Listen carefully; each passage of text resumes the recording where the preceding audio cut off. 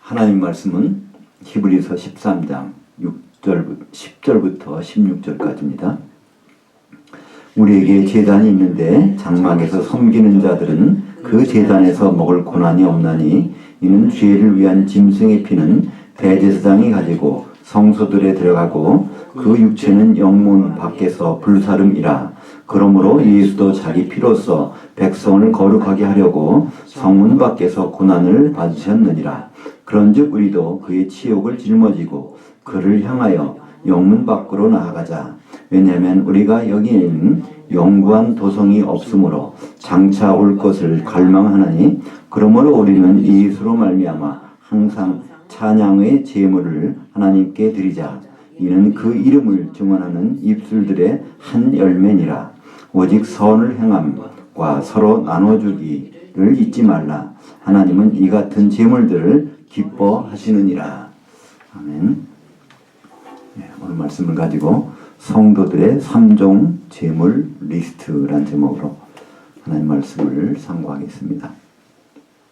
사실 오늘 말씀은 히브리서 13장 8절부터 연결되는 말씀입니다.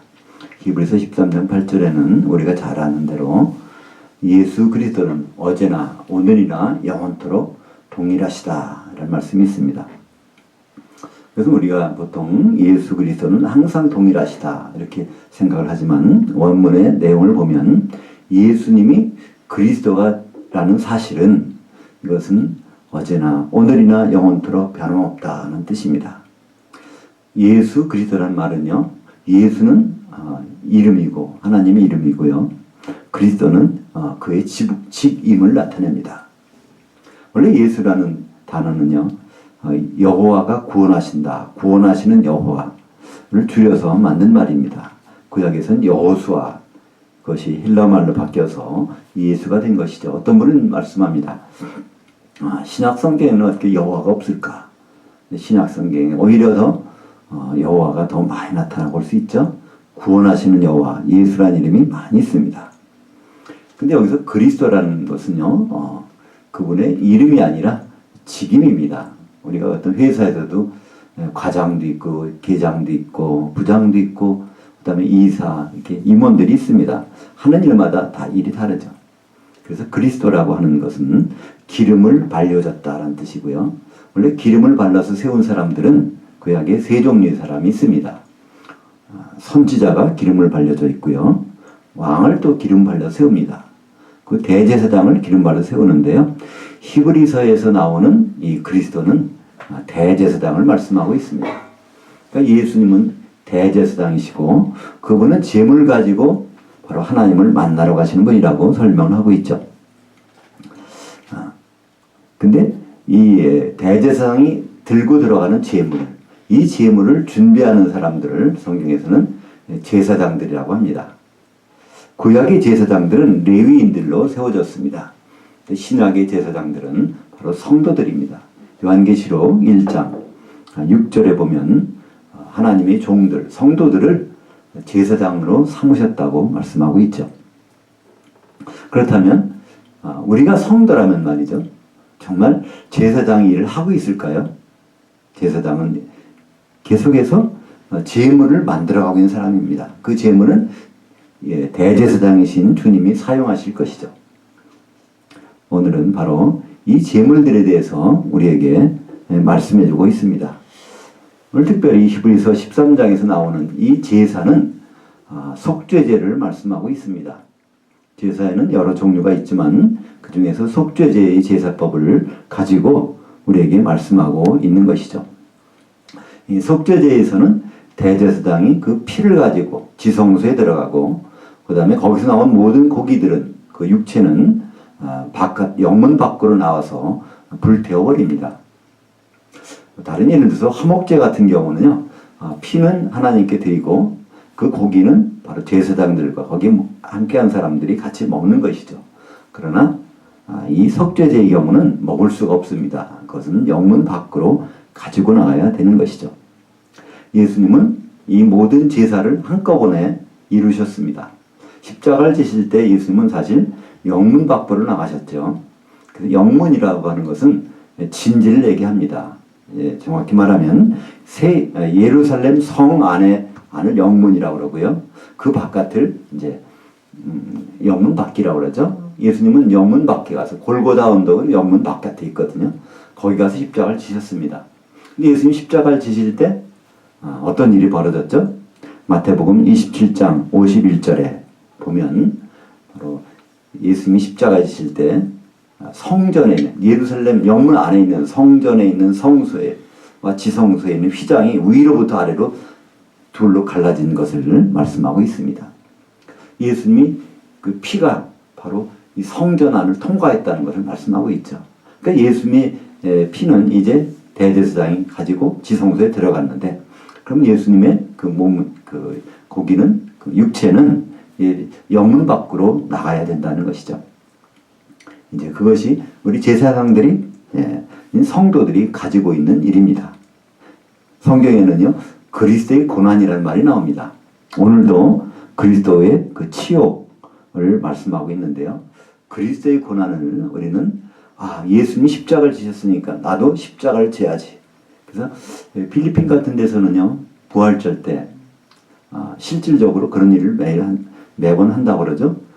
사람을 자원하는 사람이 있는데 그 사람을 나무에다 달고 못을 박는다고 그래요. 예수님과 똑같은 고난을 우리가 체험하자.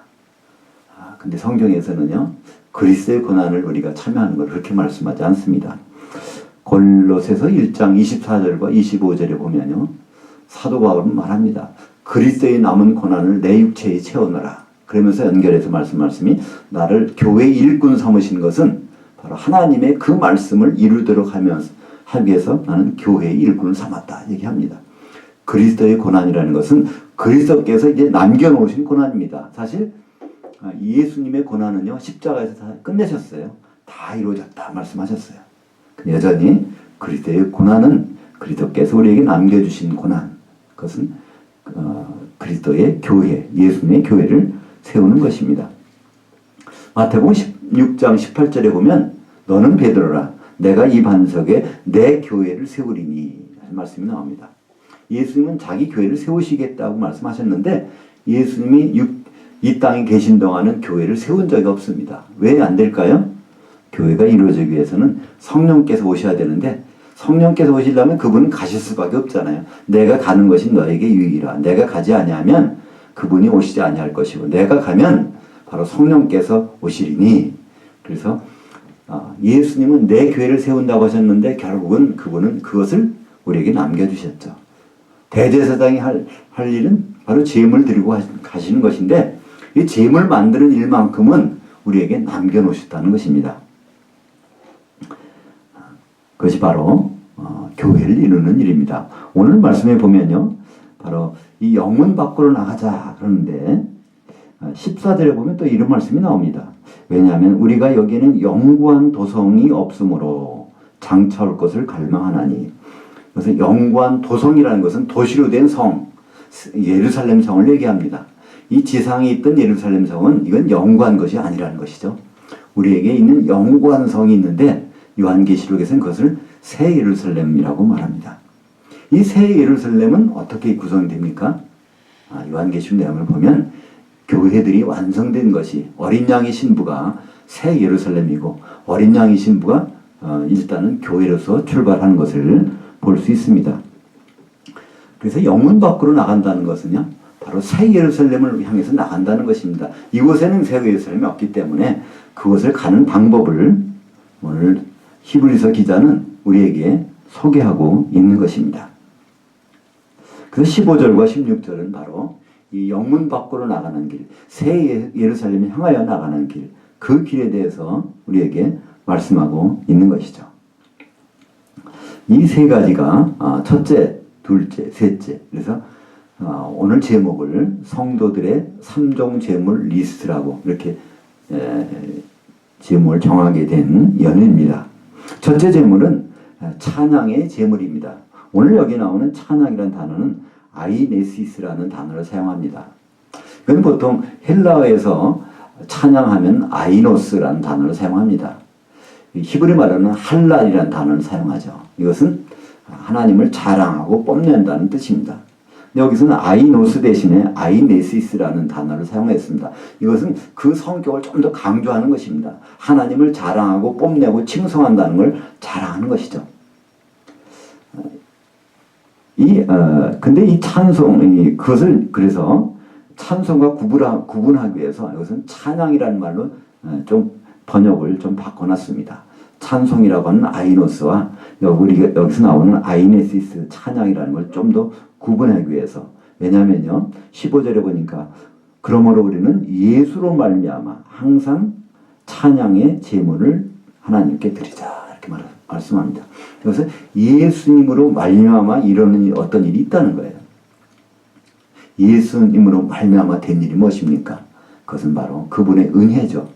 그분이 죽으시고 부활하실 때 우리는 맏아들로 부활하셔서 우리를 자녀 삼으시는 일로, 우리를 그분의 형제 삼으시는 일로, 그것을 은혜라고 합니다. 은혜라는 것은 그냥 선물이죠. 우리의 노력이 들어가지 아니한 것이죠.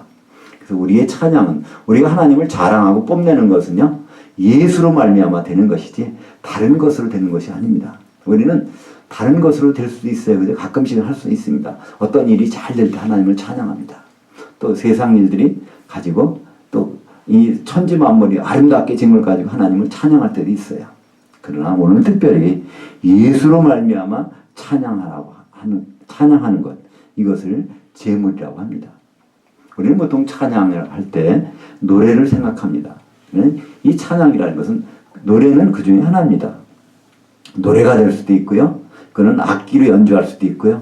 또 춤을 출 수도 있고, 기도할 수도 있고요. 대화할 수도 있고, 이 모든 수단을 동원해서 우리는 예수 그리스도의 은혜를 높이는 것, 이것이 바로 찬양이라는 것이죠. 이 제물을 준비하는 사람들이 바로 제사장들이고, 그 제사장들은 오늘 성도들입니다. 그러니까 그것을 특별히 그 이름을 증언하는 입술들의 한 열매라고 말씀하고 있습니다. 그러니까 하나님 높이는 것을 언어적으로 하는 것, 그것을 한 열매로 이루는 것, 여러 열매가 되는 것이 아니라 그것이 한 열매에서는 한 맛이 납니다. 그죠? 여러 열매에서는 각각의 열매가 나지만 그렇게 하기 위해서는 우리는 하나가 되는 것이 필요하죠. 그래서 사실 한 몸이 된다, 하나가 된다는 것을 우리는 실행할 수 있는 좋은 기회가 사실은 하나님을 찬양하는 것입니다.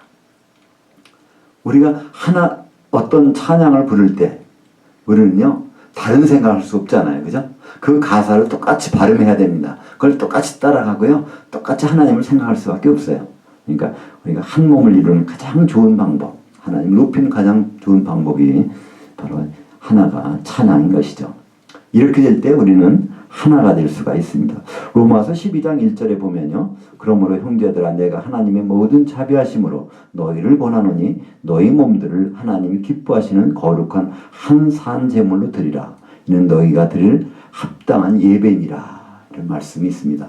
우리는 몸들이 각각 달리 있어요. 그러나 하나님이 원하시는, 기뻐하시는 것은요. 한 제물로 나타나는 것, 하나가 되는 것, 그것이 하나님 기뻐하시는 것이고, 그런 예배가 정말 합당한 예배라고 말씀하고 있습니다. 다음은 둘째 제물입니다. 16절에 보면요. 제물 두 가지를 소개합니다. 16절 우리가 다시 읽어보면요. 오직 선을 행함과 서로 나눠주기를 잊지 말라. 하나님은 이 같은 제물들을 기뻐하시느니라. 아주 특별히 기뻐 받으시는 것이 두 가지 제물이 있다는 거예요. 첫째는 바로 선을 행하는 이 제물입니다.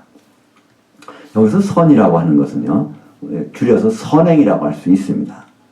우리는 이 말을 오해해서 세상에 나서 사람들에게 좋은 일하면 이거 하나님의 제물이 되겠구나 이렇게 생각을 합니다. 근데 여기서 이 선을 행한다는 이 헬라어 단어는요, 유포이아라는 단어를 씁니다. 이것도 성경에 한 번밖에 안 나옵니다. 여기에서 유라는 것은 좋다, 영어는 굿이고요. 이것이 한자로 하면 착할 선자, 선하다는 뜻이죠. 포이아라는 것은 만든다는 것입니다. 하나님이 좋아하시는 것을 만드는 것, 이것이 바로 여기서 나오는 선한 선을 행함의 제물입니다. 하나님은 어떤 것을 선이라고 말씀하셨을까요? 성경에서 맨 처음에 나오기 시작하는 선이란 단어가 있는데요. 창세기에 보면 토부라는 단어가 나옵니다. 첫째 날에 하나님은 토부, 이것이 좋다, 선하다는 뜻입니다. 둘째 날은 없지만 셋째 날에 2번 토부가 나오고요. 넷째 날, 다섯째 날, 여섯째 날 계속 토부합시다. 근데 창세기 2장 18절에 가면 토부는 토부인데 거기서 로토부라는 말이 나옵니다. 로라는 히브리 말은요, 그 노우가 아니라는 뜻이죠. 좋지 않다, 선하지 않다는 뜻입니다. 어떤 게 선하지 않습니까? 창세기 2장 18절에 보면 여호와 하나님이 이르시되 아담이 혼자 사는 것이 선하지 아니하니 내가 그를 위하여 돕는 배필을 지으리라 하시니라. 하나님께 선한 것은요, 아담이 돕는 배필을 갖는 것입니다. 이 아담이 돕는 배필을 갖는 것, 이것을 에베소서에서는 그리스도께서 아내와 하나 되는 것을 말씀하고 있죠. 바로 하나님께 선한 것은 아담이 아내를 갖는 것이고 그리스도께서 신부인 교회와 하나가 되는 것입니다. 이것은 하나님께서 창세기로부터 선포한 강력한 의지입니다. 창세기 2장 24절에 보면요, 그 문장은 히브리 말로서 표현할 수 있는 강력한 의지미래입니다. 바로 남자가 부모를 떠나게 해서 그의 아내와 한 몸을 이루게 하는 것, 이것은 반드시 내가 이루어야 말리라고 하나님의 강력한 의지, 이것이 바로 그분의 선한 뜻입니다. 예수님도 그것을 말씀하셨습니다. 내 교회를 세우겠다. 마태복음 16장 18절에 내 교회라는 것이 무엇일까요? 바로 내 신부를 세우겠다는 것입니다. 교회를 세우겠다는 말씀을 하셨죠. 사도 바울은 말합니다. 자기의 직임은 고린도후서 11장 2절에 보니까 그리스도께 성도들을 정결한 한 처녀로 만들어서 중매하는 것, 그것이 자기의 직임이라고 말씀하고 있습니다. 우리가 선한 행위의 제물이라는 것은요, 하나님이 기뻐하시고 하나님이 좋아하시는 것, 그것은 바로 우리가 한 몸으로서 교회를 이루고 바로 그리스도의 신부께로 신부가 되어가는 과정, 이것이 하나님의 기뻐하시는 선행의 제물입니다. 마지막으로 셋째 제물이 있습니다. 그것은 교통의 제물입니다. 우리말로는 서로 나누어주기라고 번역을 했습니다. 이 교통은 헬라어로 코이노니아라고 하는데요. 이 교통에는 연보라는 뜻이 포함되어 있습니다. 연보라는 것은요, 우리는 지금 헌금이라는 말로 이것이 대치가 돼서 사용되고 있는데, 사실 헌금이라는 것은 적절한 용어가 아니죠. 하나님께 뭘 바치는 것입니다. 근데 하나님께 바치는 것, 예수 그리스도께서 다 들으셨어요. 그러니까 하나님께는 부족한 것이 없습니다.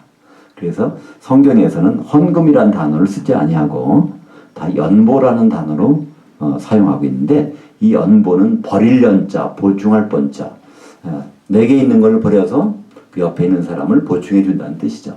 이 성도들에게는요, 이것이 필요하다는 것입니다. 성경은 이것을 교통이라고 말씀하고 있죠. 로마서 16장 26절, 25절, 26절에 보면 사도 바울이 그런 일을 로마 교회에게 편지하는 가운데 이런 얘기를 합니다. 마게도냐와 아가야 사람들은 예루살렘 성도를 위해서 바로 가난한 자를 위해서 연보한 게 있다는 것이에요. 그 연보라는 단어를 거기서 코이노니아라고 표시하고 있습니다. 내가 이걸 전달하러 예루살렘에 갔다가 이 로마를 방문하겠다, 그때 말을 합니다. 이 마게도니아는 유럽에 있는 교회입니다. 예루살렘은 그러니까 지금으로 하면 아시아에 있는 교회죠. 이렇게 떨어져 있는 교회끼리 부족한 것을 보충해 준다는 뜻입니다. 당시 예루살렘에 있는 교회는요, 거기 성도들은 참 경제적으로, 물질적으로 힘들었습니다. 그 당시 예수를 믿게 되면요, 출교를 당하게 되는데, 출교를 당하면 직장도 얻을 수 없고요, 물건을 구입할 수도 없고, 그 사회에서 어떻게 지탱이 날 수가 없는 거예요. 물질적으로 얼마나 궁핍한지 모릅니다. 그 이유는 그 유대인들이 가난해서 그런 것이 아니라 그들이 예수 믿어서 출교당하기 때문에 그런 것이죠. 그래서 바로 마게도니아와 아가야 지방에 있는, 지금으로 보면 그리스 지역에 있는 그 교회들은 바로 그들의 물질이 부족한 것을 자기들 것을 내어서 보충해 주는 일을 하고 있는데, 이것을 코이노니아라고 합니다. 오늘 히브리서 13장 16절에 나오는 그것을 서로 나누어 주기라는 번역한 이 코이노니아, 이 코이노니아는요, 교회에서밖에 있을 수가 없어요. 왜 그럴까요? 고린도후서 13장 13절에 보면 주 예수 그리스도의 은혜와 하나님의 사랑과 성령의 교통이 너희 무리와 함께 있을지어다. 그 성령을 통해서만 교통이 일어날 수 있다는 것입니다. 우리는 이 성령님에 대해서 여러 가지 의견들을 갖고 있어요. 그러나 이 성령님은요, 세상 사람들은 볼 수도 없고 알 수도 없다는 것입니다. 우리는 하나님을 믿는다고 하면서요, 하나님에 대한 지식이 좀 부족한 경우가 많습니다. 하나님 아버지가 어떻게 우리를 접촉하고 있는지, 예수 그리스도는 어떤 분이신지, 성령님은 어떤 분이신지에 대해서 우리는 좀 막연하단 말이죠. 하나님 아버지는 전지전능하시고 또 무소부재하십니다. 지금도 여기 계시죠. 어디나 계십니다. 그러나 하나님 아버지를 보는 사람은 아무도 없죠. 골로새서 1장 15절에 그는 보이지 아니하시는 하나님의 형상이라 예수님을 말씀하고 있습니다. 예수님 볼 수 있는 분이죠. 그러나 지금 예수님은 이 우주상에 안 계십니다.